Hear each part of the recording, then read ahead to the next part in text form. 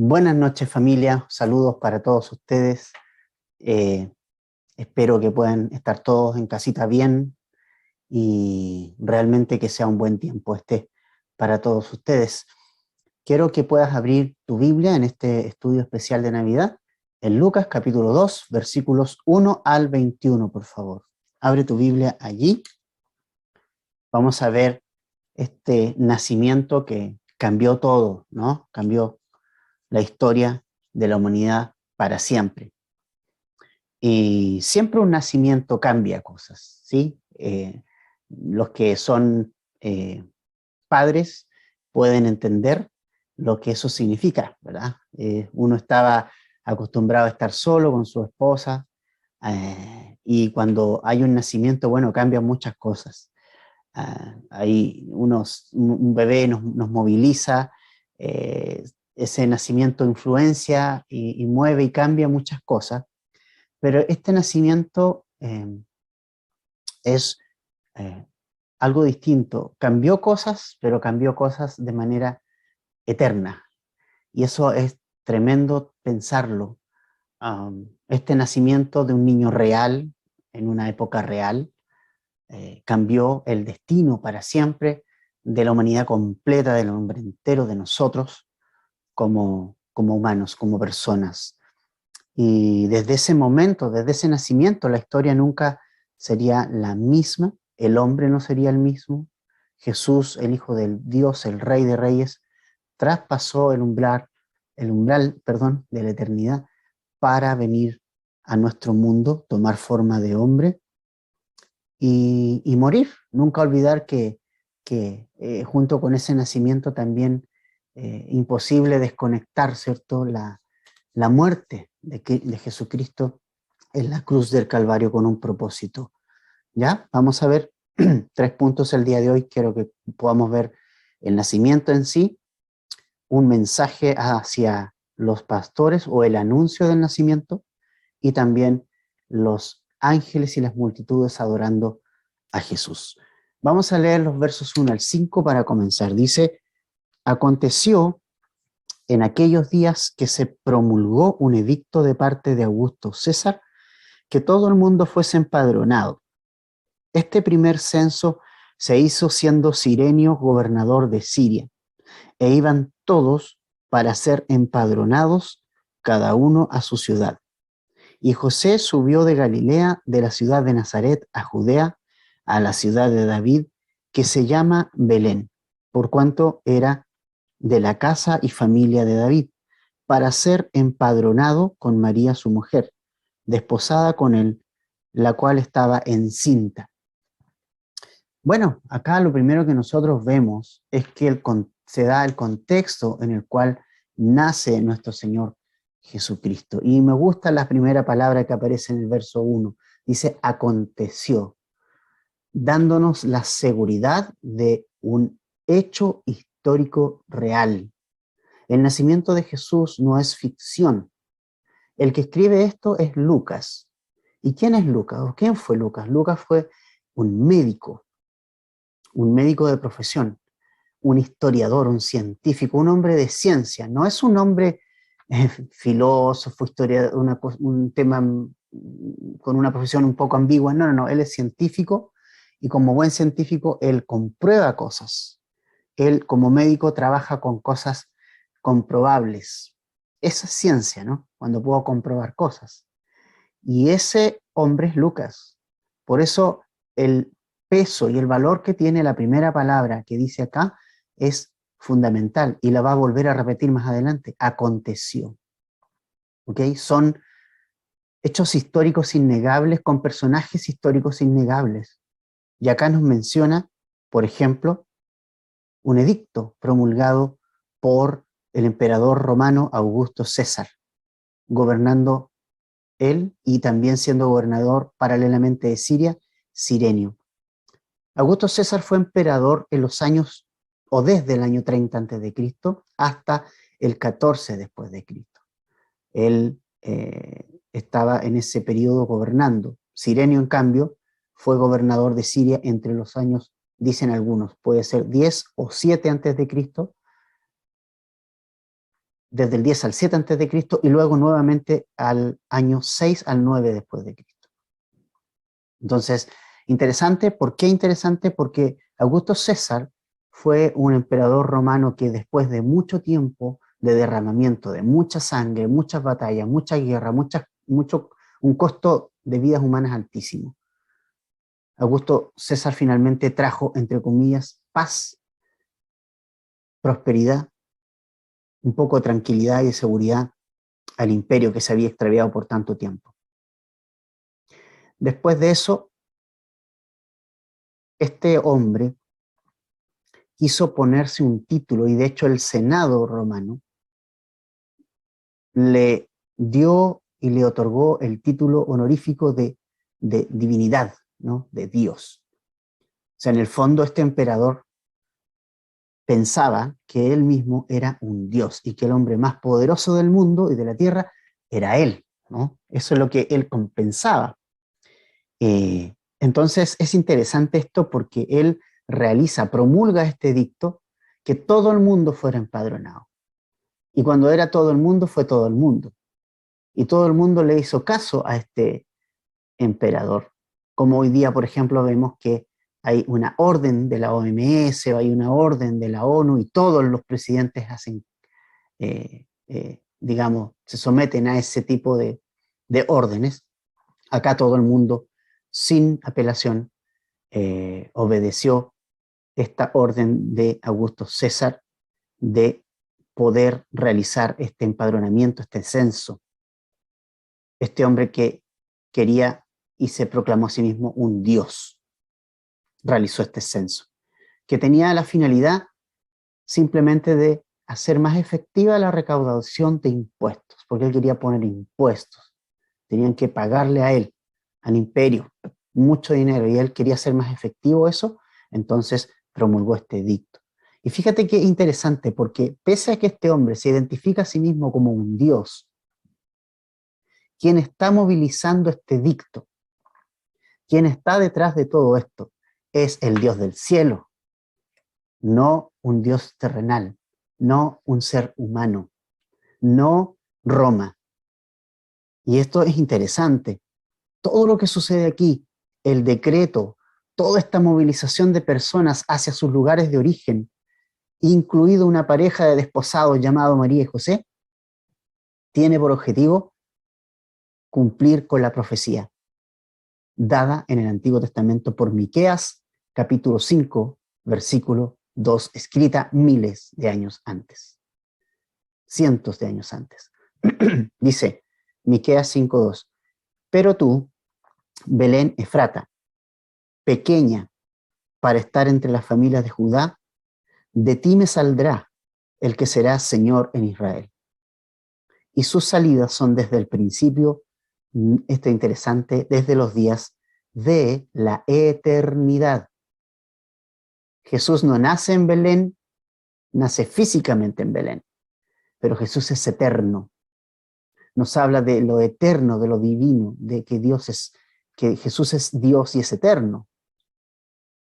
Pero ahora va a nacer como ser humano en una pequeña ciudad llamada Belén. Entonces, muy interesante esto, porque este emperador, como todos los emperadores, pensaba, yo soy Dios, ¿no? Ellos pensaban, somos dioses, tenemos el poder. Y es como pasa hoy también. Cuando sale electo un presidente, hace poquito tuvimos una elección, yo siempre escucho esos discursos y es como, vamos a hacer esto y ahora sí tenemos el poder. Y yo miraba y escuchaba eso y en realidad verdaderamente no tiene el poder. La máxima autoridad del mundo está bajo el control del Señor.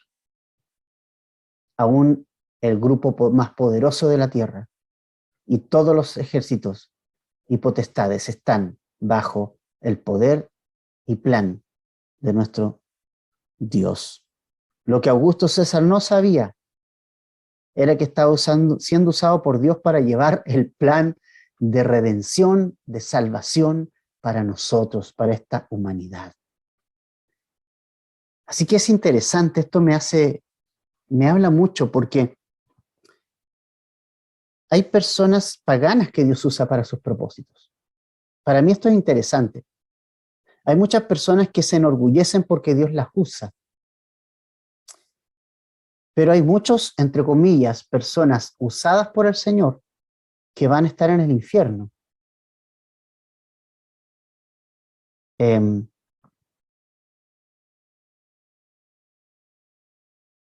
Personas que nunca creyeron en el Señor. Nunca se sometieron a Jesucristo, al Señor, al Rey de Reyes, pero fueron usados por el Señor, ¿te fijas? Pero ellos van a estar en el infierno. Interesante, ¿no? O sea, para mí es muy interesante eso. Súper interesante.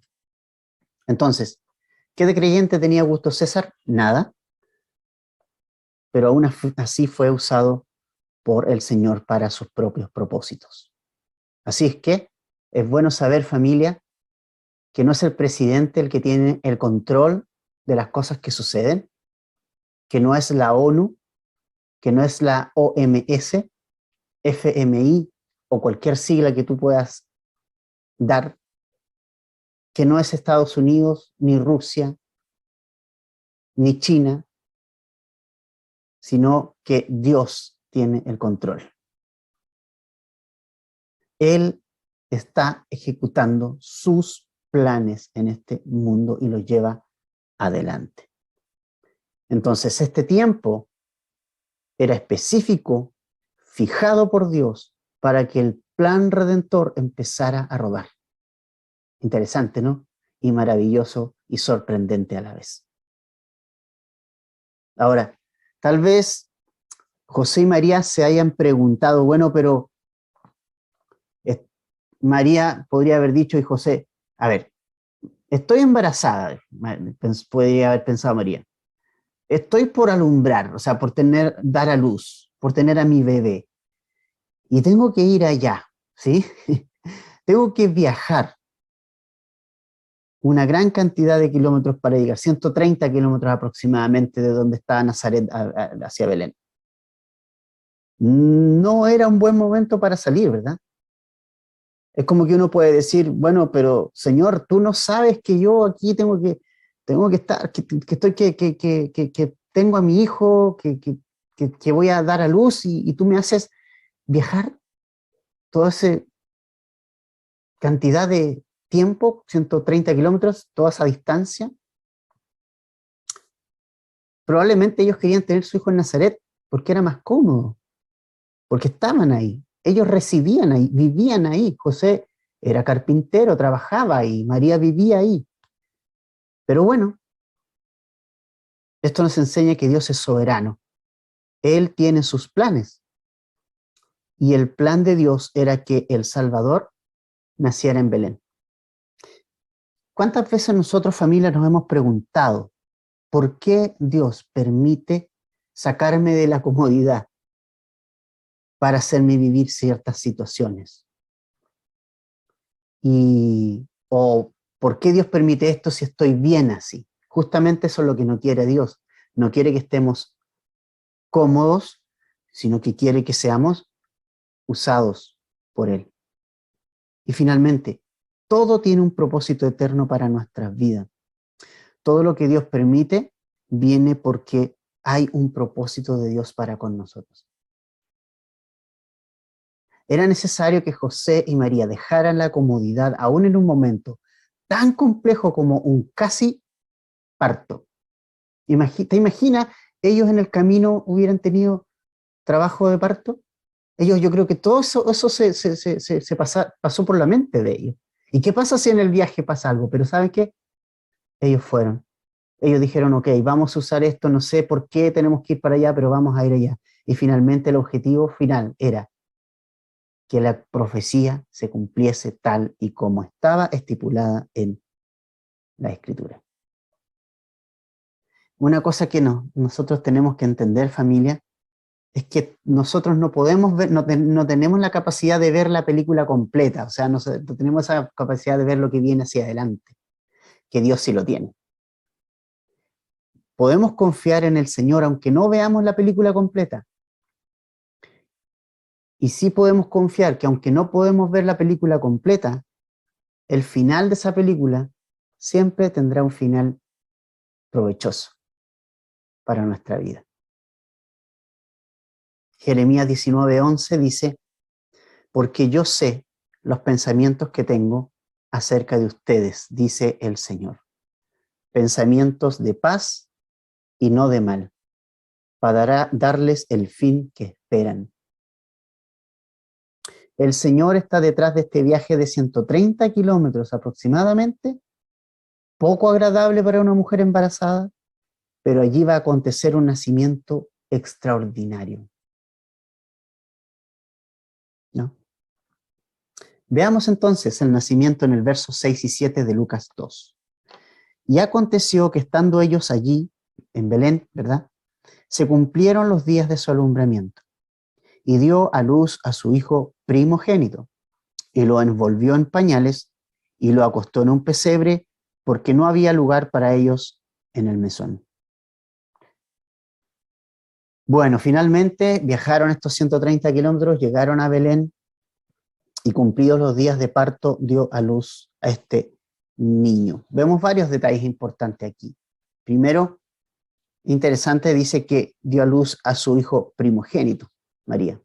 Es decir, que no fue el único hijo que tuvo María Jesús, ¿no?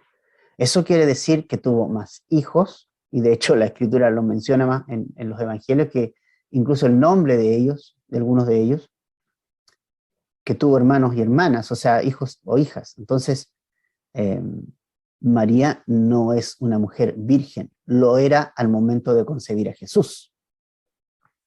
Y debía ser así, según las Escrituras, porque Jesús no podía estar manchado por el pecado. Por eso concibió del Espíritu Santo, porque todo lo que nace de un hombre trae la semilla del pecado. Entonces, Jesús fue el primogénito de María. ¿Ok? Segunda cosa, lo envolvió en pañales. O sea, aquí María estaba sola con José. No había más ayuda que su esposo, ¿no? Que José. Estaban ellos dos y unos animales ahí. María tenía solo la ayuda de José. Hicieron trabajo de parto ambos, sin ayuda. Y es ella quien lo envuelve en pañales, interesante. Lo tercero que llama mi atención es que Jesús fue puesto en el pesebre porque no había un lugar para él en el mesón. O sea, claramente la cantidad de personas que tuvieron que volver a ese lugar superó la cantidad de alojamiento. Hubo una demanda extraordinaria de alojamientos. Por lo tanto, en el mesón, en los hoteles, en los hostales, en las casas, no hubo lugar para que Jesús pudiera nacer. ¿Y sabes qué? No deja de emocionarme el amor de Dios por ti y por mí, por nosotros. Porque este niño está aquí en un pesebre. O sea, está lejos de toda comodidad. Y en medio de tanto alboroto de gente volviendo a sus casas, y por este decreto está el Rey de Reyes, el Señor de Señores, el que dejó su trono para bajar y humillarse, a ser uno de nosotros y para darnos solamente perdón y vida eterna y venir a morir en la cruz. Lo encuentro realmente una historia de amor increíble, increíble, increíble. Muchos dicen la cruz fue humillante para el Señor. Yo creo que desde el momento en que Dios se hizo hombre fue humillante. Él suele hacerse hombre porque Él es Dios, pero lo hizo. Segunda de Corintios 8:9 dice, porque ya conocen la gracia de nuestro Señor Jesucristo, que por amor a ustedes se hizo pobre siendo rico, para que ustedes con su pobreza fuesen enriquecidos. Jesús no era pobre, se hizo pobre. Jesús era el dueño del universo. Juan dice en su evangelio, en el 1:1, dice que en el principio era el verbo, Jesús, y el verbo estaba con Dios y el verbo era Dios. Dice que por Él fueron creadas todas las cosas. Y sin Él nada de lo que ha sido hecho fue hecho. En Él estaba la vida. O sea, todo eso está en Jesús. Y también dice luego Juan en el mismo capítulo que este verbo se hizo carne. O sea, realmente eso me emociona, me habla mucho del amor del Padre hacia nosotros.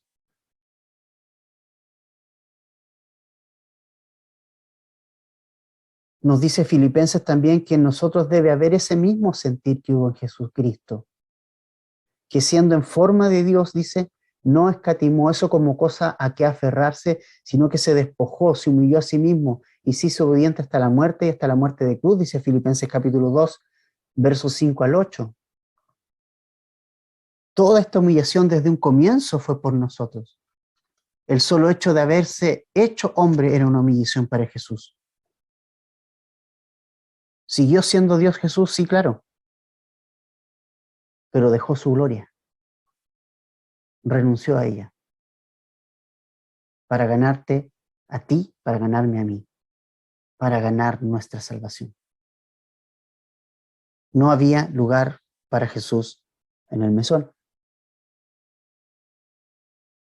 Realmente nadie se preocupó de que allí había un niño nacido que había de traer salvación de nuestros pecados. No había lugar. Es como si fuera un adelanto de lo que iba a pasar. Es como, oye, allí está el Salvador, aquí está. Pero como que cada uno vivía en su propio mundo, cada uno en su propio afán. Y como que Jesús pasó, ¿no? No había lugar para él, no lo hubo. La pregunta que nos hacemos y me hago y te hago, ¿qué lugar tiene Jesús en tu vida? ¿Qué lugar le has dado a Jesús en tu corazón? ¿Qué lugar ocupa en tu vida? ¿Estás viviendo tu vida así como esta gente la vivía, así como ya, bueno, dejándose envolver por la cotidianeidad, ¿no? Por lo humano, por lo de este mundo? Vivimos una elección acá en Chile, la gente votando acá y allá, aquí, unos peleando, los otros peleando, y tú caes en lo mismo, y nosotros caemos en lo mismo, desenfocados. No, si Jesús está, pero no, esto también es importante. No, ¿qué lugar tiene Jesús en tu vida? ¿Qué lugar tú le has dado? Porque Jesús no es un dictador que va a venir a golpear la puerta de tu corazón y que le va a pegar una patada para entrar en tu corazón. Eso no es mi Dios. Mi Dios es un Dios respetuoso de tu voluntad y de mi voluntad. Lo que sí Jesús está haciendo es tocar a la puerta de tu corazón. Lo que sí Jesús hizo es te ama y está tocando. Pero Él jamás va a entrar en tu corazón golpeando la puerta, o sea, o pegándole una patada. Él va a golpear. Pero quien tiene que darle el lugar que corresponde eres tú. Tú tomas esa decisión de abrirle tu corazón o cerrarle tu corazón a Jesús. Y yo quiero invitarte a que si no tiene Jesús el lugar que corresponde en tu vida, si eres un cristiano, un creyente, pero lo tienes botado, abandonado, por allá en un rincón está Jesús en tu corazón, que lo puedas poner en el centro, que puedas abrirle la puerta, pero que además de abrirle la puerta lo coloques en el lugar que corresponde. Y su lugar no es el pesebre, su lugar es el trono. El lugar de Jesús realmente era el trono. Entonces, yo te digo, ¿qué lugar tiene? ¿Lo tienes botado en un pesebre o lo tienes en el centro de tu corazón, sentado en el trono de tu vida? Ahora, cuando nace Jesús, ¿a quién es anunciado? Mira lo que dice el verso 8 al 12 de Lucas 2. Había pastores en la misma región que velaban y guardaban las vigilias de la noche sobre su rebaño, y he aquí se les presentó un ángel del Señor, y la gloria del Señor los rodeó de resplandor. Y tuvieron gran temor. Pero el ángel les dijo: no temáis, porque he aquí os doy nuevas de gran gozo, que será para todo el pueblo, que os ha nacido hoy en la ciudad de David un Salvador, que es Cristo el Señor. Esto os servirá de señal. Hallaréis al niño envuelto en pañales, acostado en un pesebre.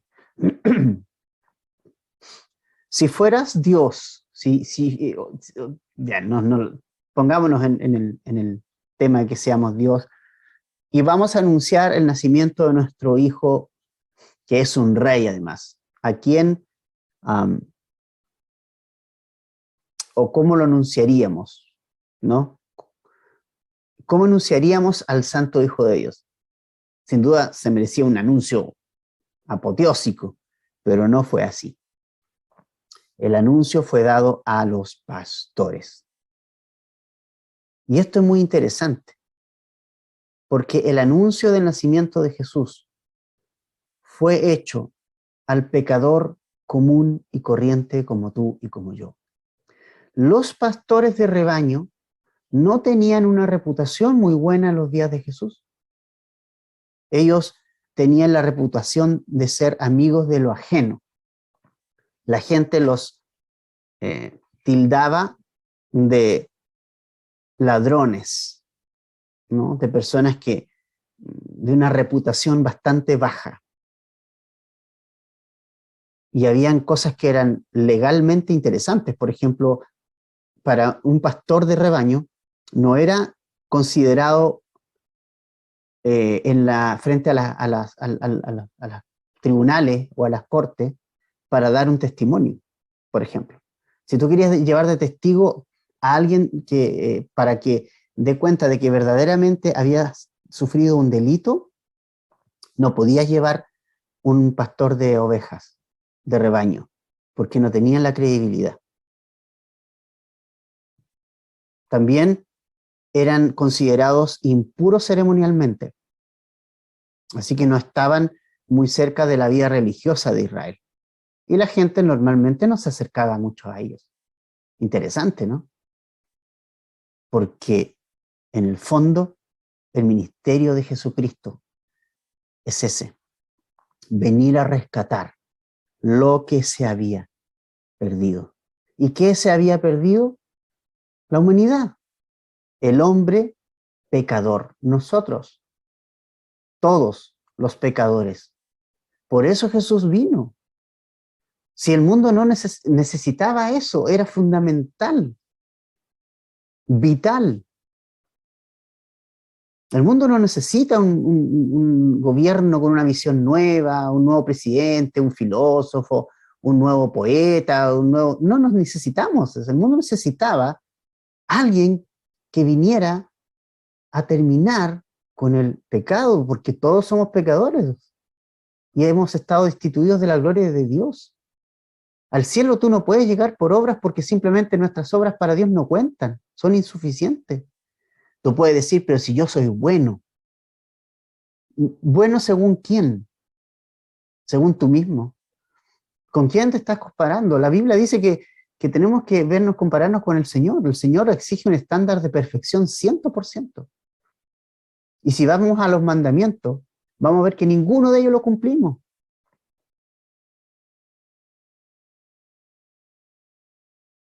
Entonces, necesitábamos este Salvador. Y Jesús vino para que el pecador, para que el hombre común y corriente, como tú, como yo, y cualquier persona del mundo, pudiéramos venir a tener vida eterna. Una de las tantas canciones que hay en Lucas 5, en Lucas 1:52, dice: quitó de los tronos a los poderosos y exaltó a los humildes. Ese sí es un requisito para venir a Jesús. Humillarse, reconocerse pecador. Entonces el anuncio lo dio un ángel a los pastores y ellos tuvieron temor, pero ellos fueron sorprendidos por este anuncio realmente, porque ¿quién los consideraba a ellos? Nadie. Pero lo interesante es que ellos creyeron el anuncio. Lo creyeron y dijeron, vamos a ver, ¿no? Más adelante. Eran noticias de gran gozo, y no solo para ellos, para todo el pueblo. Había nacido el Salvador, dice, que es Cristo el Señor. ¿Y cuál era la señal de que había nacido un Salvador para este mundo? ¿Cuál es la señal de eso? Versículo, al final, ¿no? Que leímos, 12. Hallaréis al niño envuelto en pañales acostado en un pesebre. Qué tremendo eso. O sea, la señal no era nada apoteósica, nada así como fuegos artificiales, una tremenda majestuosidad. La señal de que Cristo, de que el Salvador del mundo había llegado, había venido, era la sencillez de un niño, de ese niño, de Jesús, envuelto en pañales. Nada más lejos de lo apoteósico. Esa era la señal. La señal de que el pecador tiene esperanza es que Jesucristo tomó forma de hombre. Fue un niño que lloró, envuelto en pañales, que creció, que se fortaleció, que fue Dios, que vivió una vida sin pecado, que murió en la cruz del Calvario y que resucitó al tercer día. Esa fue la señal. Y la gente pide cosas apoteósicas, en el tiempo de Jesús también. A ver, pero Jesús, dinos, a ver, haz un milagrito, alguna cosa, y pese a todo lo que él hizo. Y él dice, ¿sabes qué? Yo no les voy a dar más señales a ustedes, le dijo en un tiempo a los religiosos. Yo, la única señal que ustedes van a tener es la de Jonás, que estuvo 3 días dentro de un pez y luego salió. La única señal que Jesús dio, y la gran señal de que Él vino a salvar este mundo, es Él mismo. Él es la señal del amor de Dios. Él es la señal de que ama este mundo. Él es la señal de que quiere salvar al pecador. Entre ellos, tú y yo. Finalmente, el verso 13 al 20 de Lucas 2. Y repentinamente apareció con el ángel una multitud de las huestes celestiales que alababan a Dios y decían, gloria a Dios en las alturas y en la tierra paz, buena voluntad para con los hombres. Sucedió que cuando los ángeles se fueron de ellos al cielo, los pastores se dijeron unos a otros, pasemos pues hasta Belén y veamos esto que ha sucedido y que el Señor nos ha manifestado. Vinieron pues apresuradamente y hallaron a María y a José y al niño acostado en el pesebre, y al verlo dieron a conocer lo que se les había dicho acerca del niño. Y todos los que oyeron se maravillaron de lo que los pastores les decían. Pero María guardaba estas cosas, todas estas cosas, meditándolas en su corazón. Y volvieron los pastores glorificando y alabando a Dios por todas las cosas que habían oído y visto, como se les había dicho. Bueno, aquí vemos, ¿cierto?, que cuando anunciaron el ángel anunció a los pastores, un ángel anunció a los pastores esta noticia maravillosa, luego nosotros vemos que apareció una multitud de huestes celestiales. Imagínate los ángeles, los pastores observando eso. A ellos que nadie los consideraba, ni siquiera para dar un testimonio en una corte, ahora están rodeados de seres celestiales, de ángeles que alababan a Dios. Estos ángeles y estos seres celestiales glorificaban a Dios. Y eso es lo que Dios desea. Ese es el propósito que Dios tiene para el hombre. El propósito del hombre es que glorifique al Señor. Y cuando glorificamos al Señor, El propósito del hombre es ese: glorificar al Señor con nuestra vida. Por eso es que no hay en el corazón satisfacción cuando tú no tienes una relación personal con Dios a través de Jesucristo. No tienes esa relación, no hay satisfacción, porque el hombre fue creado para glorificar a Dios y llevarle gloria a Él. Lo segundo que hacen, dice, glorifican a Dios, ¿verdad? Gloria a Dios en las alturas. Y luego también dicen, en la tierra, paz. O sea, arriba se glorifica al Señor y en la tierra hay paz. ¿Cuándo? Cuando realmente recibimos ese regalo de Jesucristo. Cuando realmente nosotros nos humillamos y venimos a Jesucristo. Hay paz en la tierra cuando glorificamos a Dios. Hay paz en nuestra vida cuando nuestra vida glorifica a Dios. Hay paz en nuestro corazón cuando nosotros hemos solucionado nuestro tema principal, que es el pecado con nuestro Dios, y hemos ido a Jesucristo. En el Imperio Romano, y es interesante esto, que diga esto acá, en la tierra paz, porque el Imperio Romano había logrado, después de muchos años de guerras, paz, la famosa Pax Romana, ¿no? Pax, la paz romana. Pero realmente esa paz duraba nada, era desechable. El hombre firma sus tratados de paz. ¿Cuántos tratados se han firmado? 1500, 2000, 3000, 4000, 5000. Solamente en este siglo, ¿cuántos tratados de paz se han firmado? Y nada de eso, y hay paz.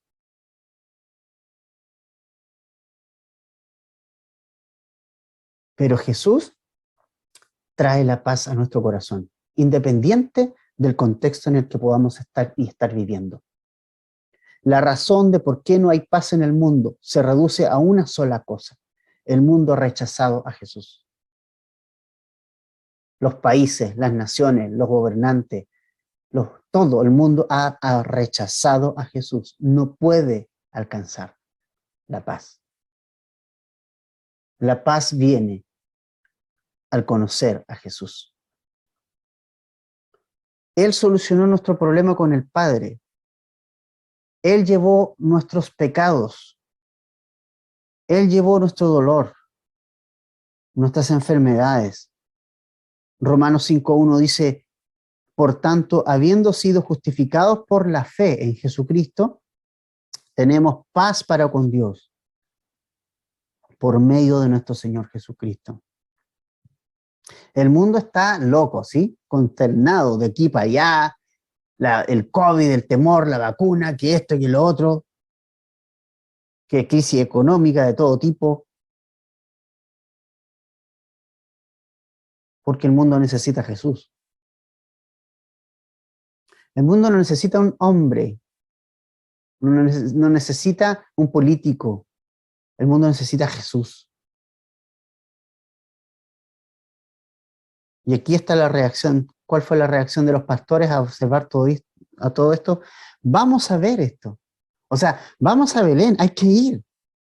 O sea, esta noticia impactó a los pastores y ellos dijeron, impactó su vida, su corazón tanto que dijeron, hay que ir a ver a este niño, hay que ir a ver, hay que ir a adorarlo, ¿no? Entonces, la pregunta que tenemos que hacernos, familia, esta fecha es, ¿qué tanto ha impactado Jesús mi vida? Si mi fe en Cristo me ha movilizado a compartir estas buenas noticias. Mira lo que dice acá. Dice que los pastores se dijeron unos a otros, pasemos hasta Belén, dice el 15, a ver lo que ha sucedido, a observar, queremos ver a este Jesús, queremos experimentarlo. Y vinieron apresuradamente, o sea, vinieron corriendo, porque entendieron que Jesús era lo que ellos necesitaban. Y vieron justamente la señal, ¿no? El niño acostado en el pesebre, y le dijeron y contaron todo lo que se les había dicho del niño. ¿Y cómo volvieron los pastores después de ver a Jesús? Verso 20, y aquí está lo que Jesús hizo en sus vidas. Y volvieron los pastores glorificando y alabando por todas las cosas que habían oído y visto, como se le había dicho. O sea, no solamente los pastores oyeron lo que los ángeles dijeron, fueron a ver a Jesús, les hicieron caso, ¿no? Fueron a ver a Jesús, adoraron a Jesús, recibieron a Jesús y volvieron contando y glorificando al Señor y alabando al Señor por lo que habían oído, pero también por lo que vieron, por la experiencia que tuvieron con Jesús. Esto me hace recordar la respuesta de Pedro y Juan cuando les fue prohibido hablar de Jesús. Cuando los detuvieron, le dijeron, oye, ustedes los vamos a soltar, pero no van a hablar más en el nombre de Jesús. Y en Hechos 4:20 le responden ellos, ¿sabes qué? Nosotros no, vamos a hablar igual. No podemos dejar de decir lo que hemos visto y oído, porque Jesús impactó el corazón de ellos. Cuando conoces a Jesús y tienes una experiencia personal con Jesús, la alabanza y la gloria hacia Dios siempre estarán en ti. Tu vida siempre alabará y glorificará a Dios cuando si tienes una experiencia personal y diaria con Jesús. Imposible no glorificar al Señor, no adorarlo a Él cuando tengo esa experiencia personal con Él. Y a la vez eso me va a hacer testificar automáticamente de quién es Jesús a este mundo. Así que, dos cosas finales. Si tú no le has entregado tu vida a Jesús, es el momento para hacerlo. La señal más grande de amor de Dios hacia la humanidad fue Jesús. Pero Él está tocando la puerta a tu corazón. Él no te va a obligar a que lo dejes entrar. Él está tocando con su amor, pero tú tienes que abrirle esa puerta. Tú tienes que entregarle tu vida a Jesús. Es una decisión que tienes que tomar, de decir, y tienes que arrepentirte y venir a Jesús, tal como estás. Los pastores vinieron tal como estaban. Y glorificaron a Dios, Señor. Y el Señor te va a limpiar de todos tus pecados, de todas tus maldades. Y tu vida va a ser transformada. Y a través de ella vas a glorificar a Dios con tus actos, con tus hechos. Ahora, si eres cristiano, te invito a pensar qué lugar tiene Jesús en tu corazón. Si tal vez lo tienes relegado a un segundo plano, tus hijos ni siquiera saben de lo que se trata la Navidad. Al contrario, le has mentido diciendo que existe cierto personaje que le trae los regalos. No le mientas a tus hijos. Eso es mentira. Y la mentira es pecado, ¿cierto? Llévalos a Jesús. ¿Qué lugar tiene Jesús en tu corazón y en tu familia? Que ojalá puedas decidir por Jesús, si no has decidido por Él. Y que podamos poner nosotros los cristianos a Jesús donde tiene que estar, en el lugar que tiene que estar. Vamos a orar. Gracias, Padre, por este tiempo, por tu palabra, porque, Señor, ella siempre, siempre nos anima y nos habla. Gracias por este tiempo con mis hermanos, con mi familia en Cristo, y gracias por todos ellos, y que podamos, Señor, esta Navidad siempre pasarlo bien, tener un buen tiempo, pensando en este regalo maravilloso, el regalo que cambió todo. Este regalo que no vino envuelto en papel de regalo, sino en pañales para nosotros. Estamos agradecidos por lo que tú nos has dado. Este hijo nos ha sido dado, como dice tu palabra, para nosotros. Gracias, Padre, en el nombre de Jesús. Amén. Familia, feliz Navidad y que tengan un muy buena cena en familia ahí y que siempre recordemos esta historia cada día de nuestras vidas. Un abrazo, les amamos, un gran saludo de parte de toda nuestra familia. Chao.